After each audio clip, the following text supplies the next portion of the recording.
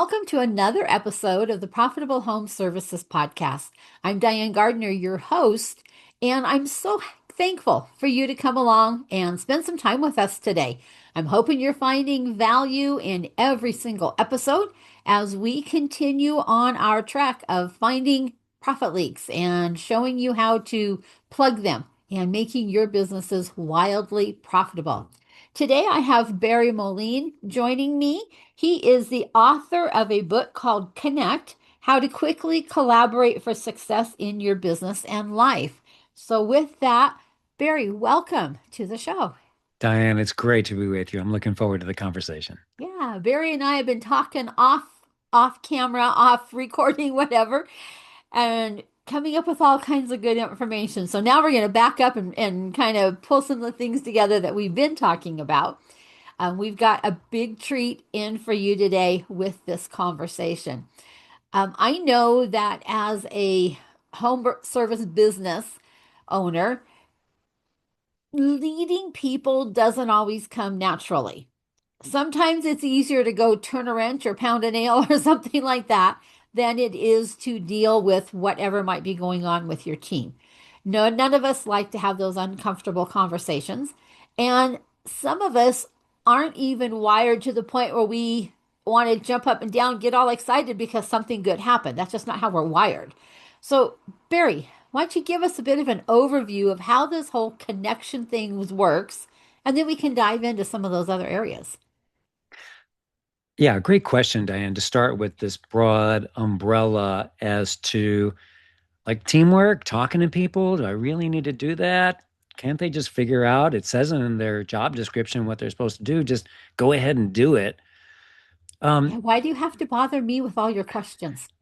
right. Oops, did I just say that? Yeah. Well, and that's We're how thinking a it. lot of folks felt. Hey, that's how I felt because I'm a little more outgoing than I was when I was younger, and I realized the value of reaching out to people. So I forced myself to do it, realizing that we have different personalities. All of us have different personalities, and what's most important is to try to find a way to connect with people that is consistent with what you do. So, well, let's answer your first question, which is teamwork important? Why bother doing it? And the bottom line is that this makes sense financially. That is, you make more money when you have a better team. When you think about any group of players in sports, we just had the Super Bowl, but you can see it in baseball, in hockey, in basketball, when they're standing on that podium, having just won the big trophy. The first thing they say is, "I love these guys. I love these women. They're great. What a great team we are." And like, what happened? It's not like these particular athletes are, like are really talkative. It's not like they're super outgoing. They just have a skill in that sport. So the bottom line is when you put together a group of folks, things go better. And when you think about it in the absence of teamwork, so just think about the opposite. When people don't work well together, you can see how that's probably not a good idea. So let's talk about working well together. Or actually, when people don't work well together, they're inefficient. They don't communicate with each other. They uh, they waste money because they're doing things two or three times. They might even undermine each other because they don't know They each other do. well. Yeah, I that see wastes time that. and money. Yeah, Uh-huh. they could be looking for another job. That costs money to replace them. So these are financial reasons, but it's also better psychologically. Like that team that had just won the World Series. People like each other, they support each other, they like being at work.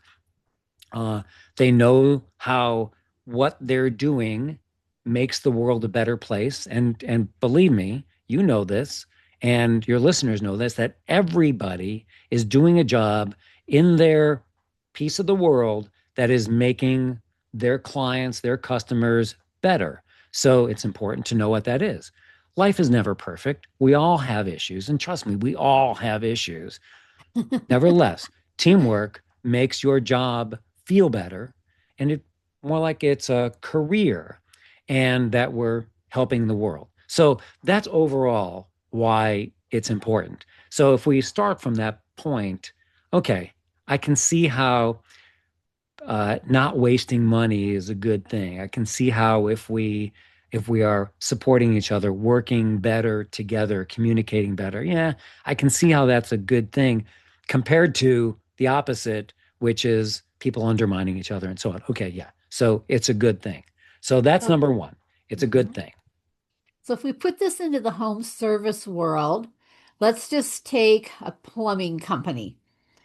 And we have a couple plumbers out there that go out and do the actual installation of the work and stuff. And maybe we have somebody in the office who's directing traffic. If they're not working as a team, the person directing traffic can send those plumbers crisscross back and forth and just create havoc with their day. Where if they're working as a team, they go to this house and then maybe they move over to this house and then to this one. They're not running back and forth across the city or the county or where wherever their area is, and they can take down a lot of the stress. The business owner recoups the cost of them not having to run back and forth and all the wasted non-billable time. They recoup the cost that comes with frustrated teams. Then they don't stick around as long and they lose one of those three people on their team they're going to lose. So we have a lot of profit leaks that start working their way in there when we have people that are working in silos as opposed to working as a team. Yes, absolutely. And what you described is how a a group of folks working well together gets their job done efficiently in a common sense kind of way. And when you step back, there's an intention to doing that. It's people don't gravitate toward working together. There has to be this somebody that pulls them together and says, we're going to do it this way and we're going to communicate together. And you have to spend the time to help people get to know each other. So I can talk a bit about how to get people to do that. I would think, yeah, let's do that because I know not as much now, but in my earlier years of being in business, I was an amazing introvert. Hmm. I would just come in the door and want to go to my desk and get my work done. And that hurt my team because they needed me out there pulling them together as a team because I wasn't acting in the best team environment. I had a few of them that were really trying to be silos out there or lone wolves or whatever you want, islands, whatever you want to call them, that they were doing that as well. And so our systems weren't getting followed the way they should. Work kept having to get redone and redone and redone, and clients weren't happy, and I wasn't happy, and they weren't happy. And eventually, either they came around or they graduated on out of my office. But that was a period of time where profits were really low because we Hmm. kept having to redo work so many times. And it was a really hard time in my business. Fortunately, it was a long time ago. But I just remember how painful that was. I'm thinking, will I ever get this team turned around to where they really act like a team? And a lot of it was me putting forth the effort and not just coming in the office because I get here before they do and sit down and get to work and then just continuing to work and not necessarily have interaction with them. Hmm. Yeah. Well, what you described is a common situation. And when we talk about teamwork being intentional, here's how you do it. Um, Great teams start with people just simply getting to know each other. And that getting to know part will lead to liking each other. Now, it's important to understand that liking does not equal best friends. Right. Liking does not equal loving each other. Okay. So, what's important is to put people in situations where they can just talk to each other. A lot of leaders skip it. And when you are a leader, this is your responsibility to bring people together. We have meetings, we talk about work, uh, but there are concrete steps that we can take to actually go about doing it. So, what's one way of doing it? When we have a meeting, we're going to have a meeting about here's the plan for the day, or here's a summary of what we did this week. Let's all share a little bit. Before the meeting begins, before the content of the meeting begins, spend a little time just doing something simple like an icebreaker. And an icebreaker is not a long story that you're telling. We're not talking about the last time we cried or Oh, good. big issues that are going on at home. Um, an icebreaker can be something as simple as what was your most unusual job? It might have been castrating bulls. And that's it. That's the answer to the question. And then you move on to the next person. And then people go like, castrating bulls, like, whoa, I got to ask Jimmy about that later. Okay. You don't spend the time to talk about it now Okay. because that piques your interest. And people are going like, huh, I want to hear about that more. Or maybe it's going around and saying, what would you name your yacht? Okay. Well, that the answer to that is just going to be your, the name.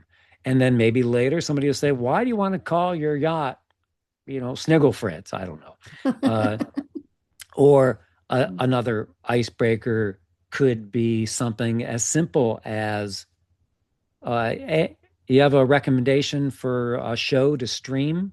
Are you streaming, watching anything these days? And again, you don't say why you're Mhm. watching Severance or whatever show you might be interested in. You just say Severance, it's on Apple TV, enjoying it. And that's it. And then later on, people can ask, so tell me, why are you watching Severance? Or, hey, I watched Severance too. And I really like that. And then what we learn from each other is a little bit about that person. We've got something to talk about here and there. And I'll tell you what, I've got a list of workplace appropriate icebreaker topics, real simple, that I'll give you the link to, and you can put them in the show notes. Okay. It's at my website, real simple, and barrymoline.com/resources, and you can find them. They're very easy to use.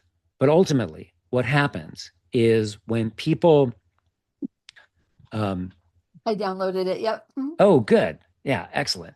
Yeah, when people uh, do these icebreakers and they do them short, fast, sweet, you're in, you're out. It gives others an opportunity to follow up. And trust me, people will follow up. When I was younger, I hated icebreakers, just hated them. I thought they were a waste of time. One, I thought they were a waste of time. And two, I thought, I don't want to share the name of my yacht. I don't know. I want to even think about it. But then I learned that it was really valuable for putting together a team, the first step for putting together a team. Okay. So then I got comfortable with it. But it was I only got comfortable with it by doing it and seeing the results because no one convinced me that it was a good idea. I just said, I'll try it. And when I tried it, I was amazed how people were like, yeah, I'll do that. Yeah, I'll do that. Especially something like what was your most unusual job? Or another favorite of mine is what's your favorite comfort food? And that brings up sort of memories of Mhm. your grandmother and some, you know, fruitcake that she would make that you really liked as a kid, and you feel good when you share something like that. Mhm. Again, it's not lengthy. You're not giving a speech for 30 minutes. You're just talking for 10 seconds. Everybody just goes around, gives their little thing, and then you follow up later to have that conversation. That's really cool. I've not heard of anybody ever doing that before. So Mm. thank you. Good. Yeah. Yeah. And after I learned it, which was I've been a CEO for 29 years. I learned it about halfway through my tenure as a CEO. Mhm. And I saw a stark difference in my team before doing it. And they were just scattered. They were okay. Everybody was in their silos doing their jobs. And I thought they were okay. I started doing it. And then suddenly people were smiling and they were chatting with each other in the hallway and they were just talking to each other. And most important is that when somebody had a problem, others would say, "Oh, I've got an idea for that. Have you considered this?" They wouldn't just jump in and take it over or help, but they would sort of coordinate. And it was just the the only difference was simply that they knew each other a little bit better, and they were a little more accepting of each other. Mhm. Yeah, Yeah, I love that idea. yeah. I can just see the value of implementing that in your business because I just know even in my own business, we're just a small team of just three people. But during tax season, we take time to have lunch together every Thursday. And Hmm. just having that time to eat together and visit, we're not on the clock, we're not trying to get work done and stuff like that, but just to have that downtime, what that does for my team. That's huge. That's really important. That's a lot of quality time. And of course, you're just having lunch and you're laughing about anything or talking about Mhm. anything. That's that's even better. That's sort of the graduate degree. Oh, wow. Because in the case of having lunch with folks, no agenda, it's natural for people to talk about what's going on in their life. You don't have to force it. So just the fact that you're doing that, and it does one other thing too. As a boss, you will naturally share some things about you and what's going on in your life. It shows that you're like everyone else. Yeah. You've got problems, you're vulnerable, you've got things in your life, and yeah, you're still the boss. There's that's never going to go away, but you're also like everyone else in terms of a regular person. Mhm. So yeah, that's why it's sort of the a second order is because you're also sharing what's going on with you. Mhm. Just the boss saying, "Well, here's the name of my yacht," or "Here's the fruitcake that my grandmother used to make." That's okay. But when you're in a longer form conversation, you really divulge more about yourself, Mhm. and people like hearing about that. They do, yeah. Yeah. It Yeah, kind of becomes the highlight of our week is lunch on yeah, Thursday. right. Yeah, that's Yeah. really good. Yeah. Cool. Wow. So why is curiosity such a profit accelerator for this collaboration? I mean, you're throwing these little questions out there. You're raising curiosity. Yeah, well, curiosity is one of the most important elements of leadership that I find of leadership because curiosity forces us to talk about someone else or Okay. something else instead of us. We're all good at talking about stuff that's going on in our lives. E- e- Even if if you're out on a date, let's just say you're on a date or, you're talking with family. So this is not work related. Somebody asks you a question about, what's going on in your life, and you really know that. Hey, you want to talk about it. And as long as we're talking about me, I know all about me, and you want to hear all about me, right? But if you're curious, flip it around. If you're curious and you ask questions about somebody else, like, whoa, first of all, you doing all that questioning forces you to listen. Okay. Does, yeah. So, Yeah. yeah, curiosity and listening are like closely engaged, especially if you're asking follow-up questions. So you might be curious and say, what are you streaming? Somebody tells you what they're streaming. That's the end of the conversation. If there's follow-up questions, what are you streaming? Oh, well, I'm streaming. What am I streaming right now? Well, I'm watching The Pit, which is an ER type show. And and then if the next question is, oh, well, what's that about? And I say, well, what they do is the whole season starts with an hour of the day. So every show is 1 hour. So it's from 7 to 8 a.m. and the next show is from 8 a.m. to 9 a.m. And then the next show is from 9 to 10. And you wouldn't believe all the stuff that happens. What I really like about it is that it just seems real. And, and then, you pause and say, well, what station is it on? Like, I think it's on HBO. It's like, oh yeah, HBO. I don't get that. How much does HBO cost? Like, well, HBO, I think it's whatever it is. You're asking follow-up questions and we're having a We're conversation getting about the engaged. pit. Yeah. Yeah.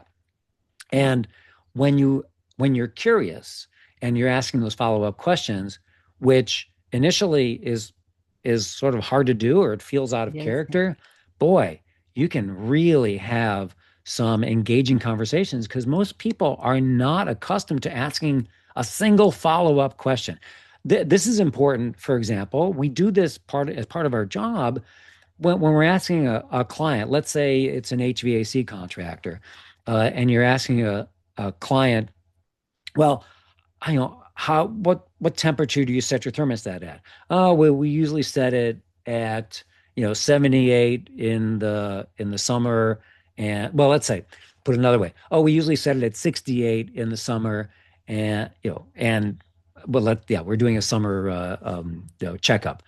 And the response would be, huh, well, 68. Is that the most comfortable temperature? Because that can be kind of chilly. Yeah, well, some of us complain, some of the folks in the family complain about being a little cold, but they put on a sweater.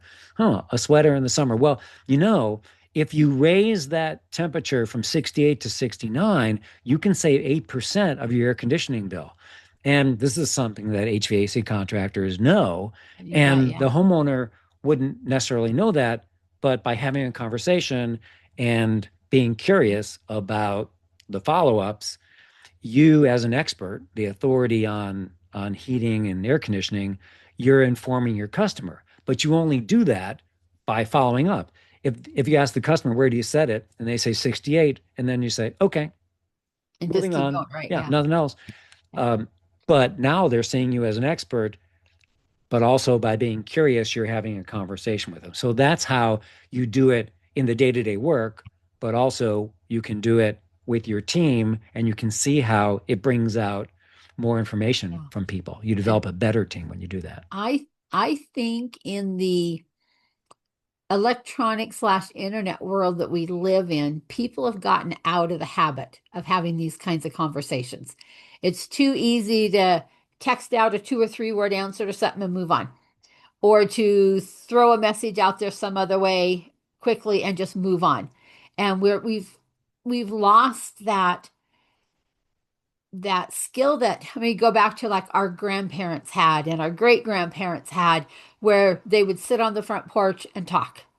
They'd talk to their neighbors, they'd talk to their family, they would sit around, a checkers board or something and play checkers and talk. We've lost that in our society today. So I think when you can pull out this curiosity and these questions, get your team more fully engaged over time, you will start to see your profits increase because now you've got a more fulfilled, a happier team, less frustration, some of those types of pieces if we can teach them how to talk and how to interact and how to ask those questions.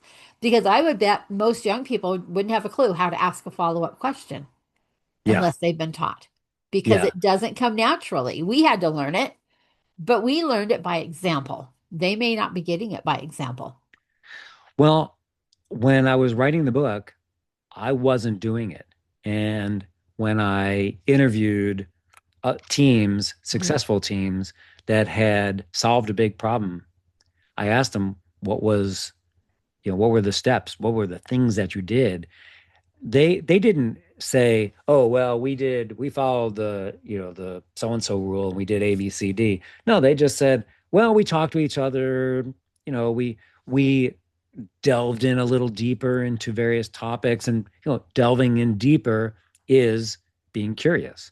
We Yes. wanted to know a little bit about each other. So, Yeah. the word curious is a summary of that action. Right. And Wow. that's where it came from. So when I learned that, I thought, okay, here's how I think about it literally is I think Barry, put on your talk show host hat. Now, again, I'm not running a talk show at No. work. Nevertheless, I bite my tongue because when somebody says, on Monday morning, hey, how you doing? Like, oh, I hurt my back. The response shouldn't be, oh yeah, I hurt my back, about 2 months ago, and yeah, that's a problem. No, the response should be, oh, you hurt your back. How'd you do it? Like, oh, it was something, like really stupid. I was drying my foot after I got out of the shower on Saturday morning. I was like, oh, that's crazy. So what are you doing to to with the pain? Are you taking Tylenol, ibuprofen? Do you have any muscle relaxers? What are you doing? And like, well, I'm taking some ibuprofen. Like, good.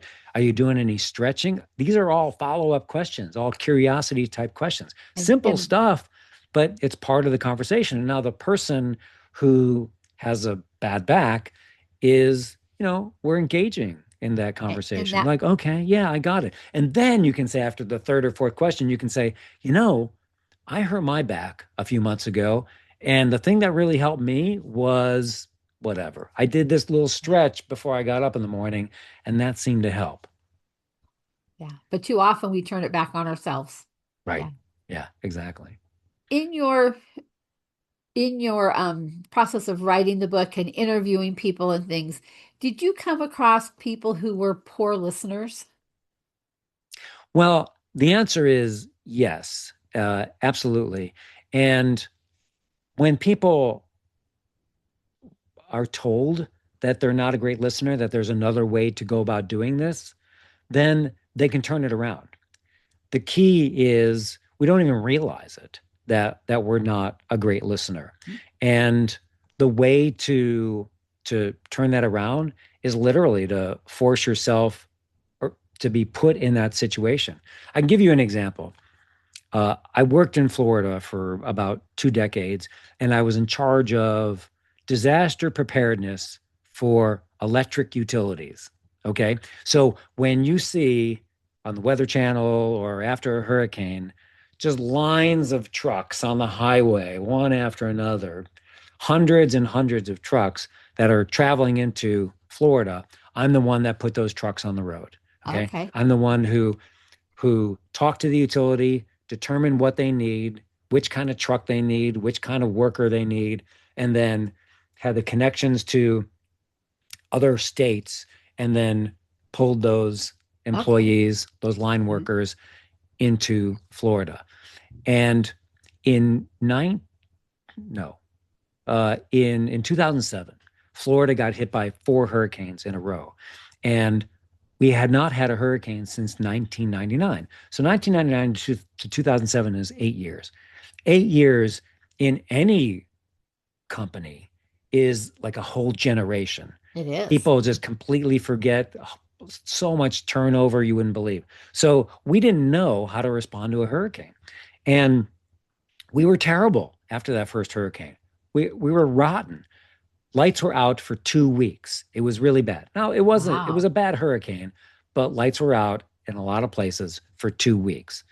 And after that was over, the governor was Jeb Bush at the time. He called the key utility people into his office, and it was a group of about 7 people. And we were sitting around a conference table with Jeb Bush. And you feel like this is a pretty big deal. I'm sitting here with Yeah. the governor. And yeah, I'm responsible for a lot of stuff at the utility, but nevertheless, I'm sitting here with the governor and things didn't go well. Hmm, I'm not I'm not happy that I'm here. It's not like I'm Yeah. celebrating something. Yeah. No. And the governor said things didn't go well. And here's what didn't go well. And he just boiled it down to one thing, which is really tremendous. He said society was interrupted. Kids didn't go to school. People Mhm. couldn't go to work because the lights weren't on. And that's what we want to try to fix for the next hurricane. So, what are we going to do? Let's try to work together to figure this out. And when he said it that way, instead of, well, you didn't get enough wire and you didn't have the right line workers or the right trucks. That's how we were thinking. We were thinking about the nuts and bolts of the Hmm. situation. He was thinking about the bigger impact on society. We're like, yeah, you're right. We utilities, we impact society. Ugh. Well, that's a bigger calling. And that was our purpose, was to restore power so people could live their lives. So we changed the way we talked and motivated ourselves about restoring power. And he said, I'm challenging you, the people in this room, to work together. You may be competitors when, the rest of the year, but when there's a hurricane, you're on the same team. You're on society's team. So he said, I'm going to leave the room right now, and I'm going to come back in an hour, and I want to hear some progress. So he left the room. We were like, oh, crap. I have to work with you and you. I was like, so we went around, we talked about what went wrong. We talked about what we thought went well. And we had a big list of what went wrong. And our list overlapped. Yeah, we all had similar things that went wrong.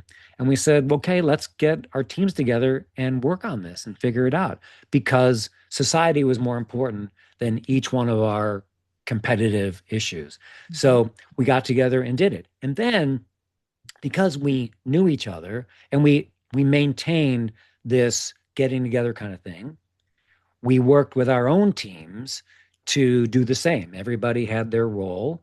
They knew what their role was, and we drilled on it. We talked about what's going to happen with the next hurricane, and we kept working together when the sky was blue, recognized before a hurricane. So we drilled and we talked to each other and we constantly tried to figure out how to solve problems. This is going to go wrong. And then we estimated that this person wouldn't be available, the expert wouldn't be available. What do we do in that situation? And other people said, well, I would come in and do this. So we were problem solving as a team. And then when the next hurricane hit, we we were all like a well-oiled machine. We were working better together because we had spent this time solving problems, again, drilling when the sky was blue, so that when the rains and wind came, we were prepared to handle anything. And when a curveball came at us, it came at one person and then they threw it to the group. We all said, well, I can help with this, and somebody I can help with this. And we were all jumping in to try to address the issue, even though it may have been one person's, sort of silo. We all saw little impacts where we could help out. But Okay. the point was when we drilled together, when we worked together, and we knew that our greater purpose was helping society, then we worked better together. So we can pull this into a business, and our greater purpose might be our customers or our community or something along those lines. Well, And if you're a plumber, what are you providing to your customers?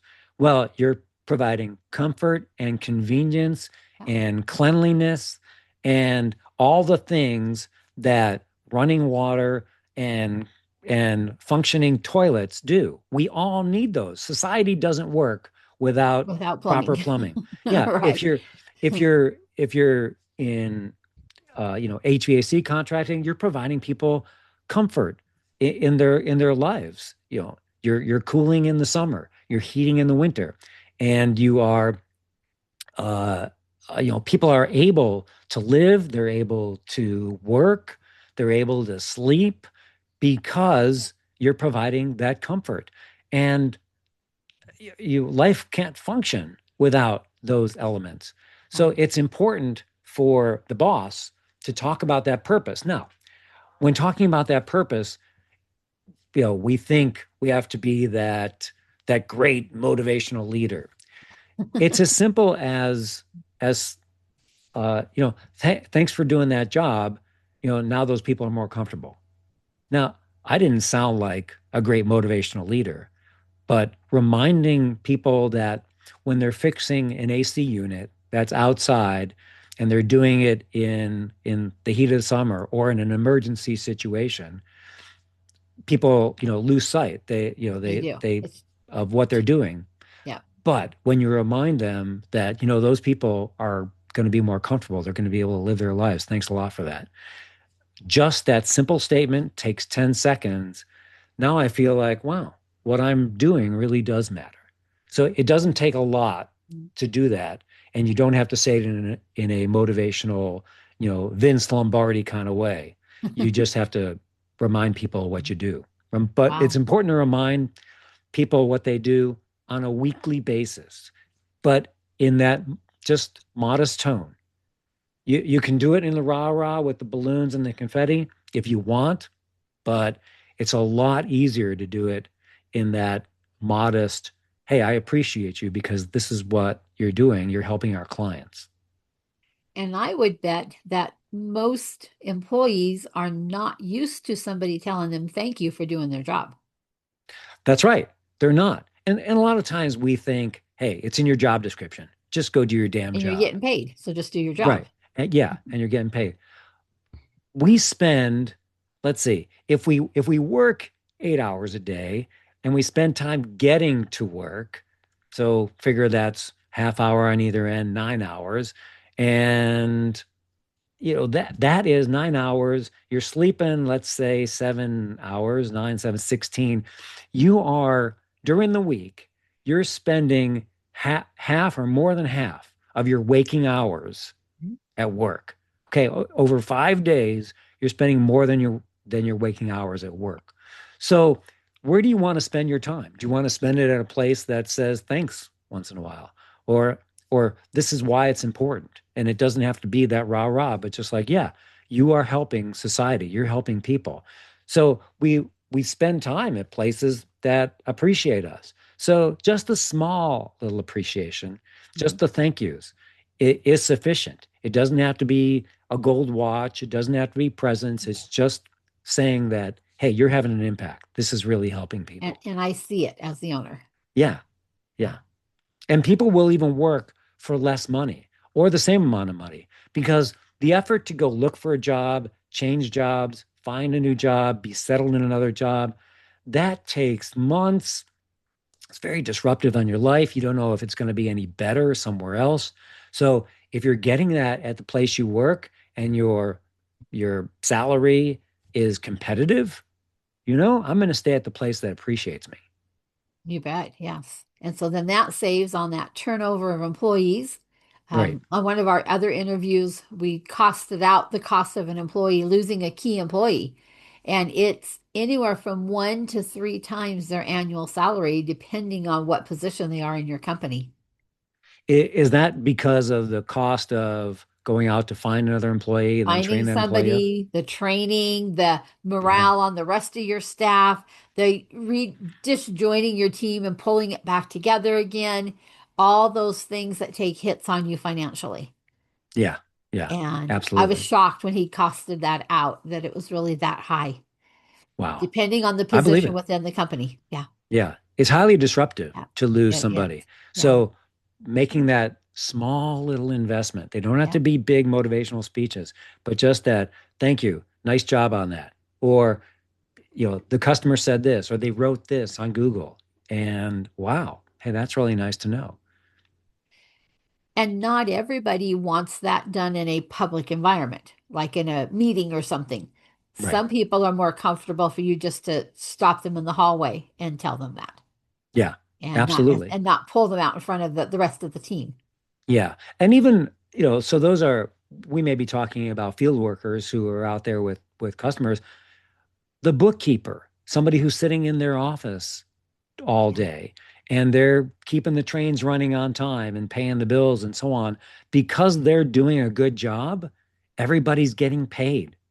Right. Everybody's getting paid on time. And nobody And ever tells the bookkeeper thank you. right, They just exactly. don't. That's, So, yeah. So yeah. thanks for doing that. Thanks for preparing a report that me, the boss, can understand where we are financially so that we can get our work done better and faster. Yeah, Yeah. tell the bookkeeper that they're doing a good job too. Yeah. Well, Barry, we are coming up to the part of our program where we like to go digging for for a hidden or unique profit leak. So, if you would mind sharing with our listeners, what's a hidden or unique profit leak that you've seen as you've worked with some home service businesses? All right, this is a little out of the ordinary. You'll have to tell me if you've heard this before. Okay. I'm a big fan of sharing financial information with Okay. employees, how we're doing. And it doesn't have to be the level of detail when it comes to something like profit sharing. Owners may share profits with employees, they may not. And you don't necessarily want to share what your profit is. The owner may be taking a salary just like everyone Mhm. else. Still, people like knowing, are we covering our costs? Are we growing? Are we shrinking? What's the status of our financial situation? One, people don't want the burden of being in charge of the financial picture. They just don't. They No. don't want that. But they do want is a quick summary to know, are we kind of thumbs up? Are we kind of like wavering in the middle, or are we thumbs down? Now, what does that do? It brings people in to let them know if we're, how we're doing financially. Yes, we're stable. Okay, good. I've got a job, and that impacts me. It impacts my family. It impacts my vacations, whatever. That's how I know it affects me as a person and Mhm. the foundation of my life. And then if I'm taking action as a field worker that helps to retain clients, retain customers, or possibly get new customers, then I'm helping the business grow. So I can see how my actions, when I've got a script where I talk to customers about being on the annual maintenance plan, for example, where we come in, twice a year, 3 times a year, whatever that might be for quick maintenance. Well, we know that's for maintenance, but it's also for relationship development. And it's also when you have those maintenance contracts, then people stay customers for longer. So when I'm taking that action with a customer, I know how it impacts the business financially. And and having that information, sometimes owners may feel like I don't want to share this information. This is my job, and people don't need to know this stuff. I found that going through COVID, for example, when everything was shaken up, and I shared the financial situation, I said, look, my goal is to keep everybody on staff, no matter what. We're going to dig deep and we're going to figure things out. We've got to cut some costs. Where can we cut costs? And I just put it out to the group. And people had ideas about cutting costs. And then we said, we don't want to slow down on promoting what we do. So what can we do that's low cost that we can continue to promote? And people had ideas in that regard too, where we weren't spending money as much money on advertising, but we could still promote. People had all kinds of interesting ideas. And the point was by sharing the financial picture, it allowed people to brainstorm and help a core issue, our effectively our bank account, Mhm. and allowed us to stay afloat. So I'm a big fan of sharing financial information, how we're doing, not so it pressures people to say, we got to get out there and sell or else we're not going to, Right. make bank or bonuses are going to be low. Not to put pressure on people, but rather to say, let's all try to reach this goal because if we do, look what happens. We may get bigger bonuses, our jobs may be more secure. Our families are going to appreciate the foundation of having a Mhm. good job. So that's where I think owners can sometimes be insular about that information, but sharing something about how we're doing is really valuable. And I will tell you that is one we have not had on the program. So Oh, wow. congratulations. Yeah. Yeah. Good. Good. Thank you. Like Yes. I say, you feel vulnerable as as the boss sharing that information, because if it's not that great, uh, it's then we're throwing it to the group. How can we Right. improve this? How can we Or improve it? if it is good, why is it good? What are we doing? Hey, our customers are increasing. That's good. Can we do more of that and get more customers? Mhm. At what point do we need to bring on more workers, more field workers to help us. So those kind of things can bubble up because if you have more work, then you've got to bring on more staff. It creates a management situation because you have to deal with it, right? So there's a lot of impact. It's not just growing for the sake, money just doesn't flow in. You have to actually have to provide service. So if you're going to grow, then then somebody might say, well, hey, I know a bunch of plumbers that would like to work here because people appreciate each other here. So thanks for letting me know about that financial situation, that the picture's better. We can look for folks from and poach, some of the better workers from other places. Right. Yeah. Very good. I love the way you tied all that in. So, listeners, I'm hoping you found some good value in our conversation today. Barry, I know you mentioned it earlier, but if you'd mention it again, how can our listeners get a hold of you and where can they go to download your Icebreakers resource? So real simple, if you want to get in touch with me, send me an email at barry@barrymoline.com. Use my name in there. It's Moline, or BARRYMOLINE. And if you go to barrymoline.com/resources, you can see those 30 workplace icebreakers that don't get too deep, won't make anybody cry, and they're fun and simple, easy, and it'll get people talking, and then you can shut up and move into the content of the meeting. Very Nevertheless, good. along the way, those icebreakers are the huge stepping stone, gets people talking to each other, liking each other, and then working better together. Very good. And that ultimately drives up our profits, our bottom line profits. So, thank you. Listeners, I'm sure hoping you found some value. I know I did in today's episode and challenging me to stop and think about, am I doing enough of that in my own business? I hope I am. And challenging you. When's the last time you did something like that with your teams? Well, we all know it is all about how much of that money that you get to keep in your bottom line profits.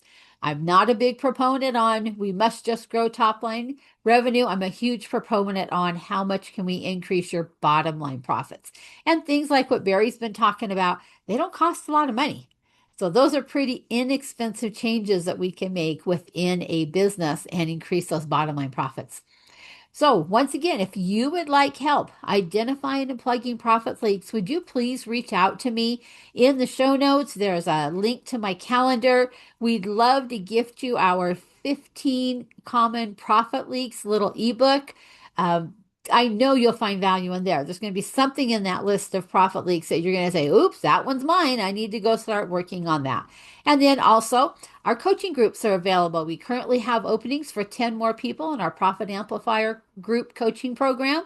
If you've been listening for a while and you're thinking, it's about time to take some action, reach out, let us know. We'd be happy to have a conversation with you and see if you qualify for that program. All righty, Barry, thank you so much for joining us. Listeners, thank you for listening. And we're going to call this one a wrap, and we'll catch you on our next episode of the Profitable Home Services podcast. Thank you, and may God bless your day. Bye bye.